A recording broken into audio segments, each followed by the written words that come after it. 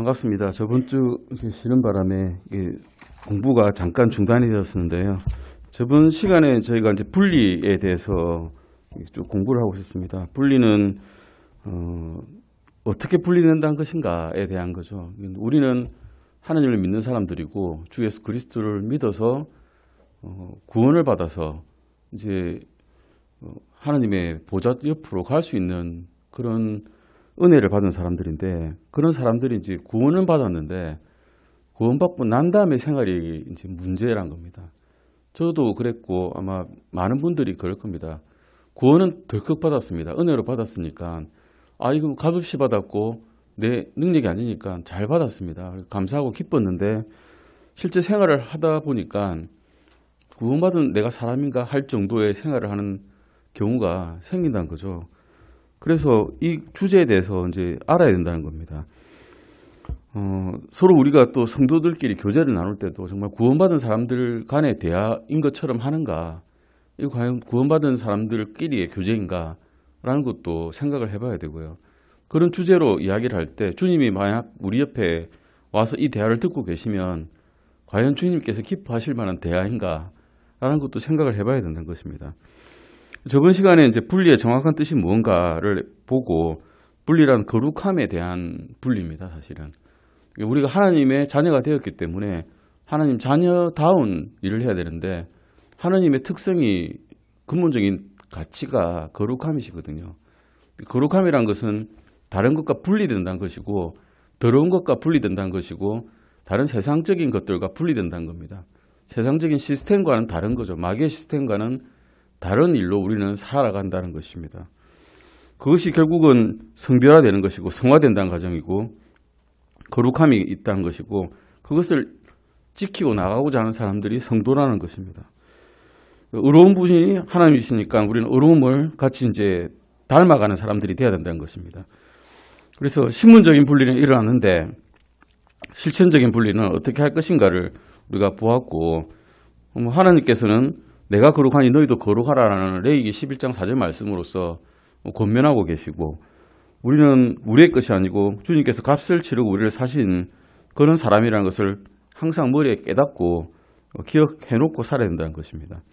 그래서 세상에서 분리란 것은 세상과 동떨어져 가지고 수도원에 들어가서 콕 박혀 사는 것이 아니라, 세상에서 살면서 세상의 시스템을 싫어하면서 하나님다운 근본 가치를 가지고 살아야 된다는 말씀이고, 육신의 정욕과 안목의 정욕과 인생의 자랑을 배척하면서 살아야 된다는 것입니다.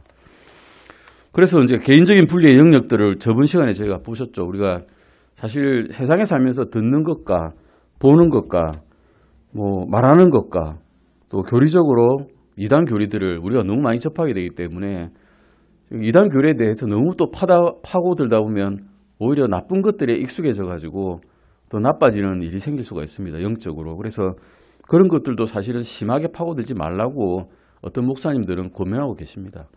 차라리 모르는 게 낫다는 거죠.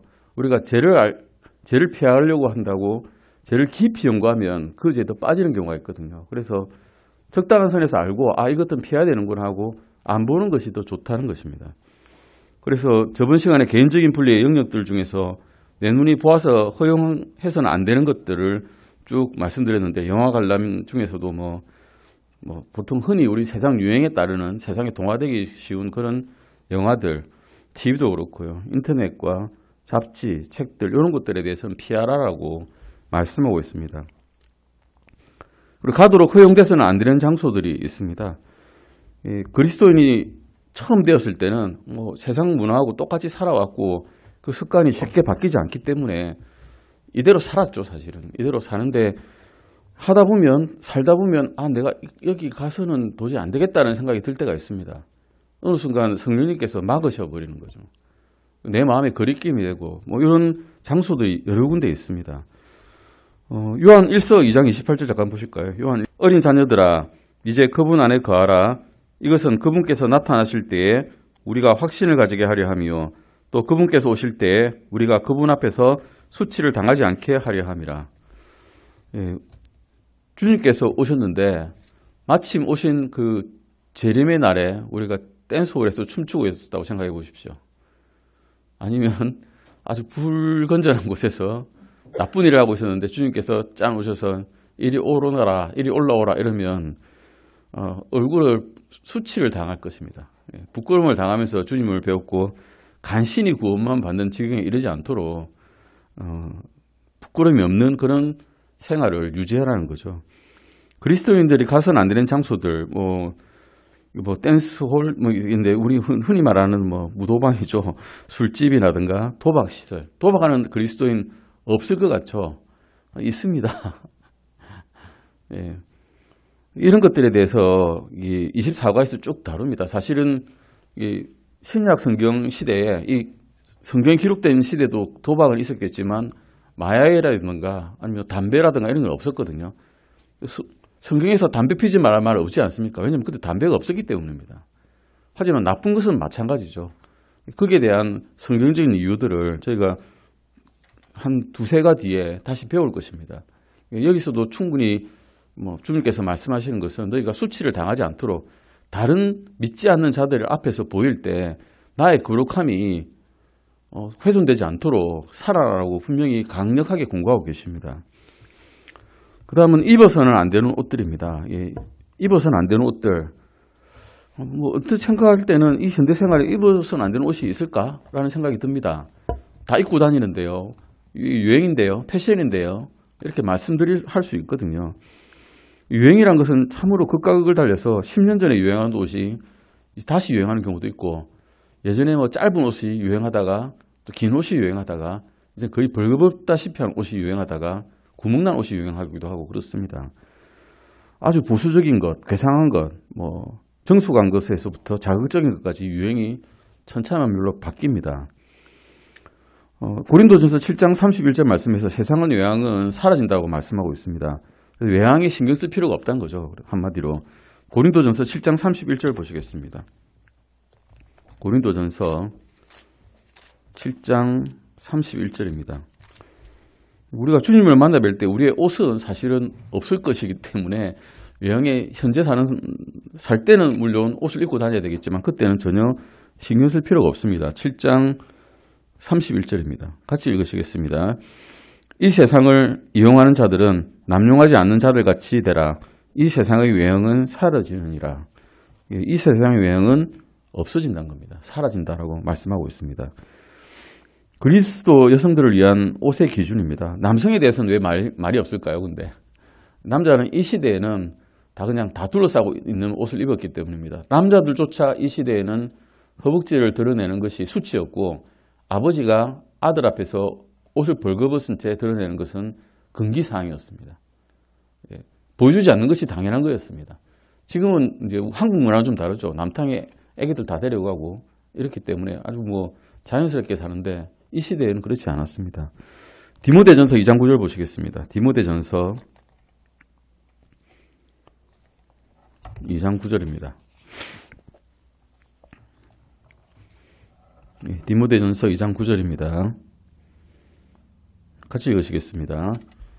또한 이런 식으로 여자들도 단정한 옷으로 자기를 꾸미되 얌전하게 맑은 정신으로 하고 장식한 머리나 금이나 진주나 값비싼 옷으로 하지 말며 꾸밀 때는 그냥 단정한 옷으로 꾸미라. 그냥 단정하게 입으면 된다. 화려할 필요도 없고 아주 수수하게 차려입더라도 단정하게만 하면 된다라는 것을 권면하고 있습니다. 이사야서 47장 2절 3절도 보실까요?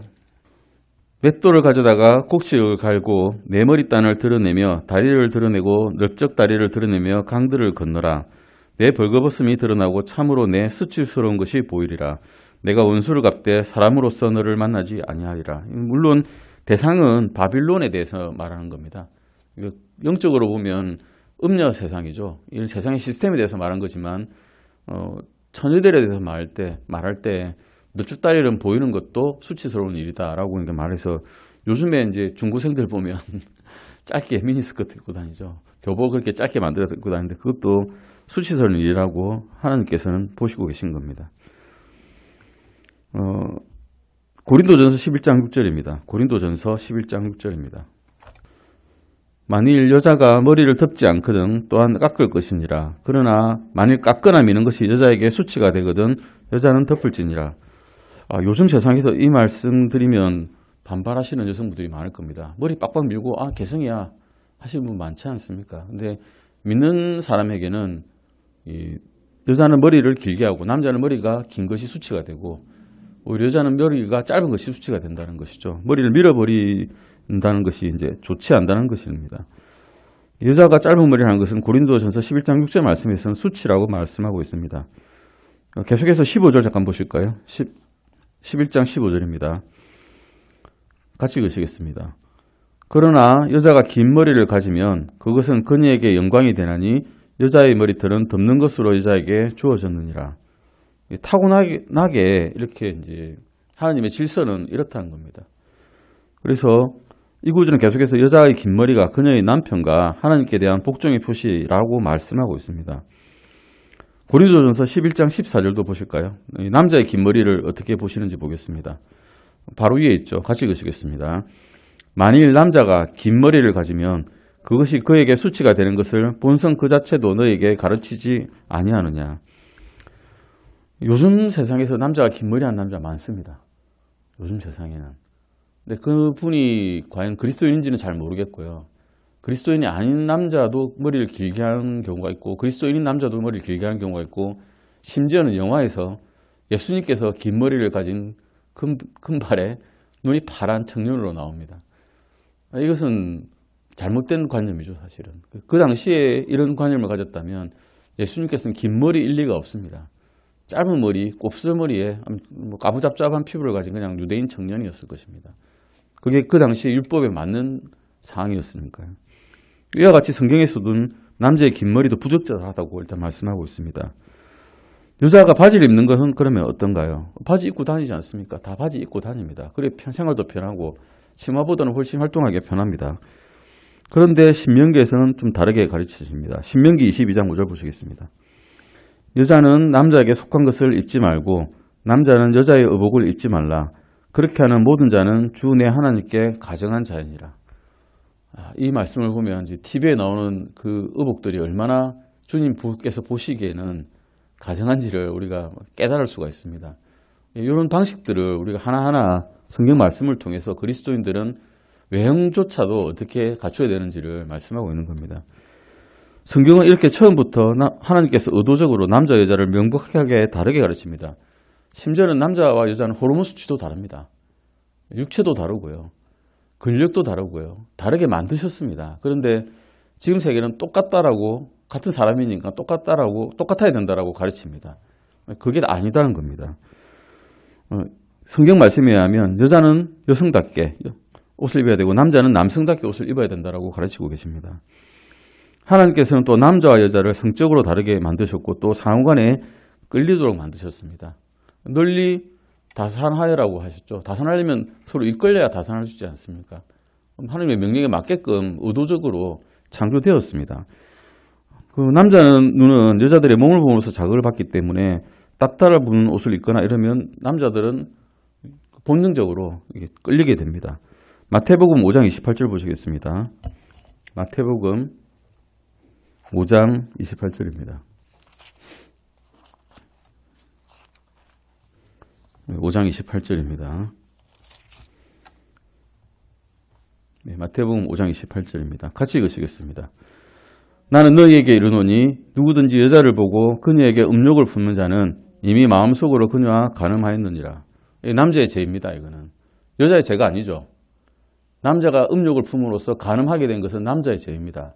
근데 원인이 만약에 이제 여자가 제공했다면, 만약 그리스도인 여인이라면 어떻게 하겠습니까? 그리스도인 여인이 마음을 긍휼하게 품어주셔야, 옷을 좀 짝다름은 안 입어주셔야 그리스도인 형제들이 죄를 짓지 않을 수 있는 그런 가능성이 생깁니다.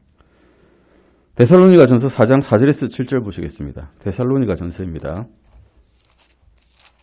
4장 4절에서 7절입니다. 데살로니가 전서. 그래서 하나님께서는 결혼 제도를 만들어 주신 겁니다. 육체적으로는 이길 수 없는 것들이 서로에게 있기 때문에 결혼 제도를 만들어 주셔서 서로 거룩히 구별하고 자손을 만들 수 있도록 만들어 주신 거죠. 죄를 짓지 않도록. 같이 읽으시겠습니다. 너희 각 사람이 거룩히 구별함과 존귀함으로 자기 그릇을 소유할 줄 알되 하나님을 알지 못하는 이방인들 같이 욕정의 욕망으로 하지 말고 아무도 어떤 일에든 도를 넘어 자기 형제를 속여 빼앗지 말라. 우리가 또한 너에게 미리 경고하고 정하는 것 같이 주께서는 그런 모든 일들에 대해 복수하는 분이시니라. 하나님께서는 우리를 부정함에 이르도록 부르지 아니하시고 거룩함에 이르도록 부르셨나니. 이게 정답입니다. 우리가 살고 있는 이 세상에서 우리를 불러주신 이유가 부정하게 살라고 부르신 게 아니라 너희가 내가 거룩하니 너희도 거룩하라는 것처럼 하나님처럼 거룩함에 이르도록 부르셨다는 겁니다. 이것이 사실 모든 것을 다 떠나서 뭘 입어야 될지 어디에 가야 될지 뭘 봐야 될지에 대한 그런 해답이 됩니다. 가만 생각해 보면 알 수 있는 것들이죠. 우리가 살면서 내가 하나님께서 생각할 때 이게 좋지 않겠구나 라고 생각이 들면 성령님께서 말씀하시면 그게 따라가면 된다는 것입니다. 잠언 7장 10절도 보시겠습니다. 잠언 7장 10절입니다.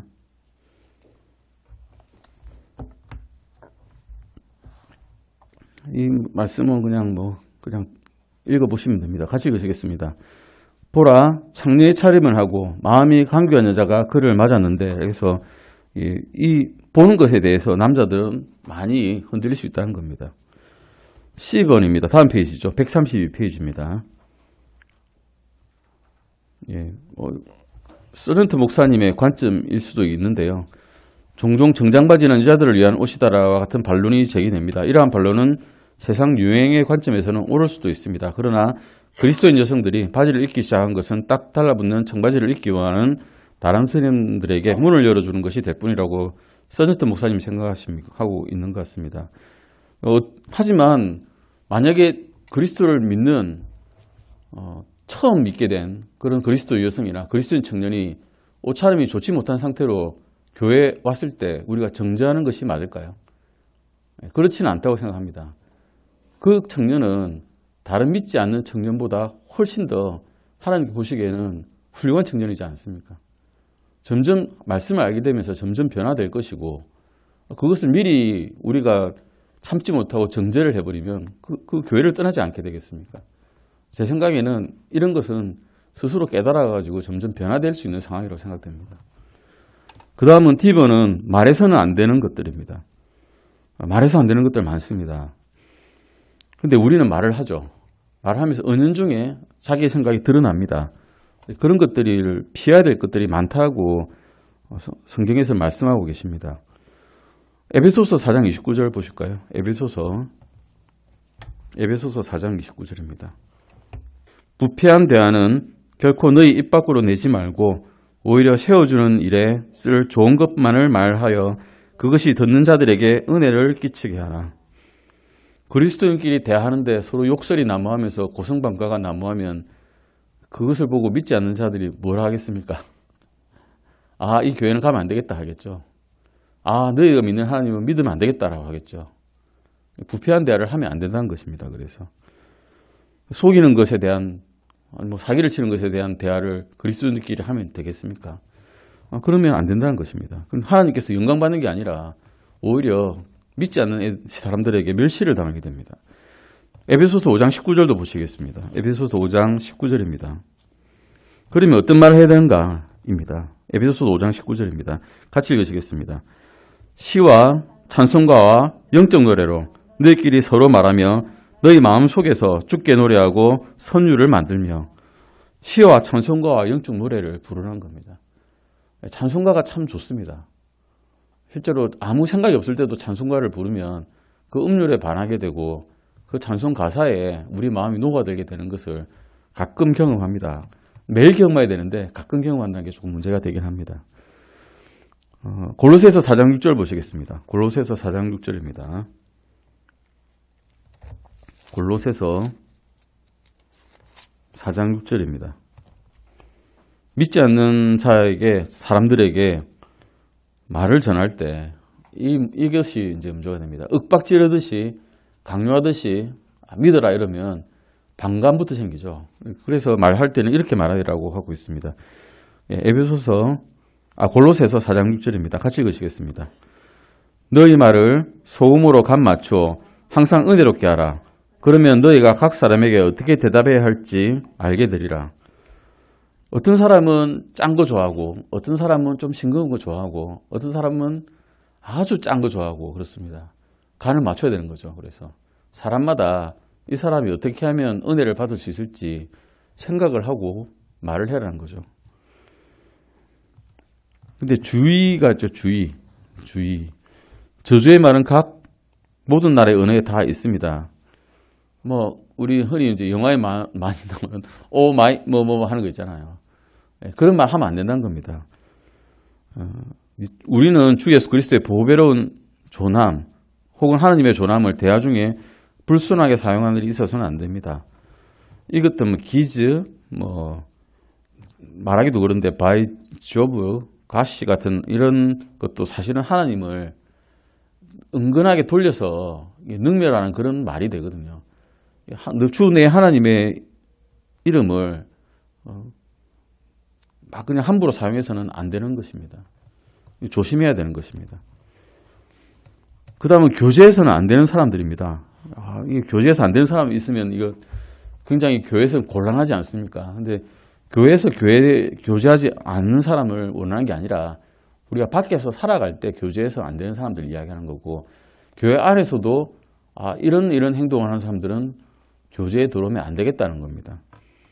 시편 1장 1편 1절 보시겠습니다. 시편 1편 1절입니다. 시편 1편 1절. 시편 1편 1절입니다. 시편 1편 1절. 찾아보시겠습니까? 시편 펴자마자 바로 나오죠. 같이 읽으시겠습니다. 시편 1편 1절입니다. 같이 읽으시겠습니다. 하나님을 따르지 않는 자들의 계획대로 걷지 아니하고 죄인들의 길에 서지 아니하며 조롱하는 자들의 자리에 앉지 아니하는 사람은 복이 있나니. 어떤 사람이 복이 있습니까?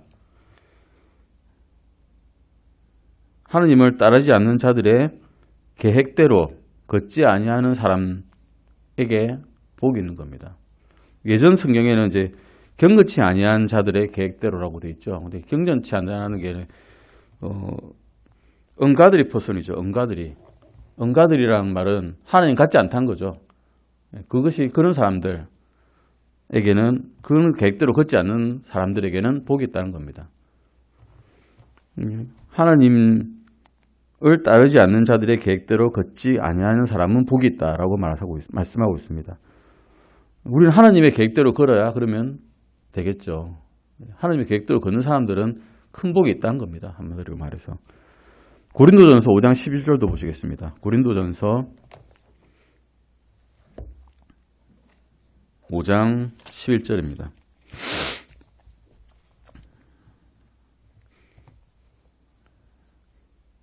이건 교회에서 이런 분들을 만나게 된다면 어떻게 해야 된다라고 말씀하고 있는 겁니다. 같이 읽으시겠습니다. 그러나 이제 내가 너희에게 그렇게 쓴 것은 만일 형제라 불리는 어떤 사람이 음행하는 자이거나 탐욕을 부리는 자이거나 우상 숭배자이거나 욕설하는 자이거나 술주제빙이거나 강탈하는 자이거든 그와 사귀지 말게 하며 그런 자와는 결코 함께 먹지도 말게 하려 함인지라. 한마디로 말해서 세상적인 사람들이죠. 세상적인 사람. 한마디로 말하면 그런 사람들과는 그리고 타락한 그리스도인과는 사귀지 말라라고 하고 있습니다. 근데 물론 이렇게 할 때는 단계가 있습니다. 바로 이런 사람은 내가 교제도 하지 말고 말도 하지 말고 말도 안 섞어야 되겠다 하는 게 아니라 먼저 한 형제나 두 형제가 가서 이 사람에게 권면을 해야 됩니다. 그렇게 하지 마십시오. 교회에서 그렇게 안 하는 것이 맞습니다. 교리적으로 맞지 않고 다른 사람들에게 덕이 되지 않습니다라고 말을 하고 그래도 듣지 않으면 어떻게 하겠습니까? 교회가 말을 하는 겁니다. 교회가 말을 해도 듣지 않으면 그때 끊는 거지. 이거 마음에 안 들어. 끊어야 되겠어. 해서 탁 끊는 게 아니란 겁니다. 그분이 돌아와서 형제가 되면 얼마나 좋습니까? 다시 돌아오면. 하나님께서 거두어주신 우리의 형제인데. 그래서 성경은 격교로 가는 형제들을 완전히 배척하는 것을 지시하지는 않는다는 겁니다. 그런 단계를 거쳐서 주님의 말씀에 따라서 그런 형태를 가져야 됩니다. 잠언 22장 24절 보시겠습니다. 잠언 너는 화내는 자와 사귀지 말며 성내는 자와 함께 다니지 말라. 불평하고 화만 내고 있는 자하고 사귀라 해도 사실 사귀기가 쉽지는 않습니다. 주님의 말씀은 뭐 당연한 말씀이죠. 화내는 자와 사귀지 말고 성내는 자와 같이 다니다 보면 그냥 나쁜 일만 생깁니다. 좋은 일이 생길 수가 없거든요. 잠언 9장 6절도 보시겠습니다. 잠언 9장 6절입니다. 지금 이제 잠언 많이 찾겠습니다. 잠언 9장 6절입니다. 네. 같이 읽으시겠습니다. 어리석음을 버리고 살라. 명철의 길로 가라 하는지라. 예, 어리석음을 버리고 understanding, 이해하고 있는 길로 가라는 겁니다. 하나님의 말씀에 따라 이해할 수 있는 길로. 13장 20절입니다. 13장 20절입니다. 같이 읽으시겠습니다. 지혜로운 자들과 함께 걷는 자는 지혜로울 것이나 어리석은 자들의 벗이 되는 자는 멸망을 당하리라. 14장 7절입니다. 그 다음에 14장 7절입니다. 13장 20절, 14장 7절 말씀입니다. 같이 읽으시겠습니다. 어리석은 자에게는 지식의 입술이 있음을 내가 보지 못하거든 그의 얼굴 앞에서 떠나라. 어리석은 자는 하나님의 말씀을 알지 못하는 자에게서 떠나라 말씀이죠. 23장 9절입니다. 23장 9절입니다.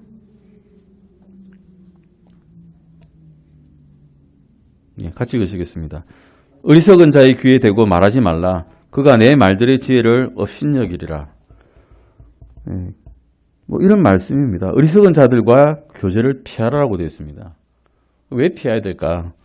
시편 14장 1절 보시겠습니다. 시편 14장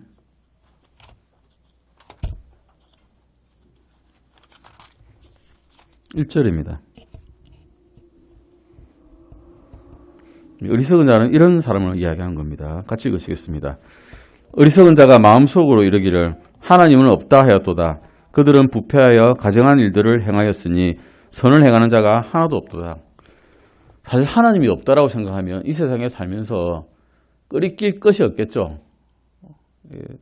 죽고 난 다음에 내가 벌 받을 일이 없는데 뭐가 끓이김 있겠습니까? 근데 어리석은 자들은 하나님이 없다라고 생각하거든요. 그러니까 끓이김 없이 악을 행하는 것입니다. 죽은 뒤에 심판이 있다고 생각한다면 다른 사람을 해야 하는 일이라든가 도둑질하는 것이라든가 이런 것들이 얼마나 무섭겠습니까? 심판이 있는데. 어리석은 자는 그것이 없다라고 생각하니까 이런 일들을 하는 겁니다. 유물론자들이 흔히 이렇죠. 공산주의자들은 겁나는 게 없습니다. 왜냐하면 이 세상에서 살면서 죽고 나면 끝이지 생각하니까 그런 겁니다. 잠언 1장 7절도 보시겠습니다. 잠언